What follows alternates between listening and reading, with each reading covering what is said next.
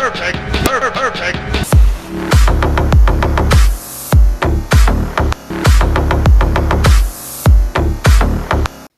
Salut à tous, hello Kappa Junkies. Cette fois on va faire une vidéo un peu différente, donc on peut un peu appeler cette série les potins full tube, donc les potins un peu ce qui se papote, ce qui se raconte, et full tube, pas filtré, pas de 4, rien du tout, on va raconter comme c'est. Je sais pas si on va garder cette série ou pas, c'est un peu un moyen de combler le vide que ce confinement nous apporte, donc il n'y aura pas de Capone ce mercredi, mais on va un peu discuter des nouveautés.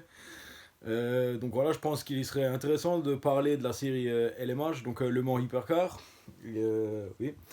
On va parler de la série Le Mans Hypercar et déjà ce que c'est cette série, pourquoi je vous raconte ça. En fait, Le Mans, vous connaissez la série LMP1. Donc la série LMP1 en fait c'était les temps glorieux de Toyota, de Audi, de Porsche et de Peugeot. Et en fait cette série elle a commencé à être super chère et donc beaucoup se sont retirés. Donc ils ont un peu changé le classement du coup et un peu les règles. Du coup en fait le règlement il s'est constitué comme ça que le tour il doit être environ bouclé en 3 minutes 30, que le système hybride il sera optionnel, donc il sera plus obligatoire, donc chacun fait un peu comme il veut, ce qui est pour moi intéressant. Le poids il devra être au moins 2030 kg, donc au moins 1 tonne 30 kg. La puissance sera aux alentours de 680 chevaux, ce qui permet d'avoir un budget beaucoup plus petit et ça permet à un beaucoup plus grand nombre de constructeurs de participer à cette catégorie. La règle la plus intéressante pour nous, en tant que fans de voitures, sera celle-là que 20 exemplaires sur 2 ans devront être produits pour la route. Et oui, pour la route. Donc un dérivé du bolide Le Mans devra être produit pour la route. Et c'est là que ça devient intéressant pour nous. Et pourquoi ça devient intéressant ? Vu tous les constructeurs, il y aura des sacrées caisses qui vont arriver chez nous. Pour l'instant, il n'y a pas encore tout le monde qui a confirmé. Les seuls qui ont confirmé ou qui auraient confirmé pour l'instant, ce serait Toyota, donc avec son écurie de compétition Gazoo Racing, avec le concept Super Sport, le concept de piste, ils sont déjà en train de faire les essais. La prochaine équipe qui serait, ce serait Bike-Ols. Eux, apparemment, ils auraient aussi confirmé la participation. Pour l'instant, juste le bolide de compétition est dévoilé. La prochaine écurie, ce serait Cameron Glickenhaus, ou Scuderia Cameron Glickenhaus. La version compétition est dévoilée. La version route serait déjà à peu près dévoilée. Et après, la liste fait vraiment longue.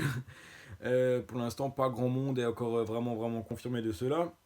Peugeot en association avec Rebellion Racing serait confirmé. Peut-être pas pour la saison 2021, mais peut-être plutôt pour la saison 2022. Bugatti avec le bolide, évidemment la grande question, est-ce qu'ils vont y participer ou non ? Le bolide il serait absolument capable de faire ça, mais il devrait couper le moteur en deux limite pour 680 chevaux. Mais de voir le bolide construit sur la route, ce serait vraiment une tuerie. Après, Aston Martin au début avait annoncé absolument sa participation, puis on fait marche arrière et maintenant on sait plus trop quoi. En tout cas, avec la Valkyrie, ils pourraient participer à ça. Donc les essais à Silverstone ont déjà été faits. Il y a évidemment aussi une version compétition, donc la AMR Pro. Si on pourrait prendre celle-là comme version de compétition. Après la liste, comme dit, elle est longue. Donc il y aurait Mazda sur cette liste, avec une compétition en fait, maintenant avec ce nouveau règlement, il y a beaucoup de parallèles avec les séries IMSA et tout ça, de ce qui se fait aux États-Unis. Donc les parallèles entre les règlements, elle est grande, donc on pourrait, avec quelques modifs, prendre ce bolide pour participer au Le Mans. Mercedes avec la Project One pourrait participer aussi à ça, aussi en phase de développement.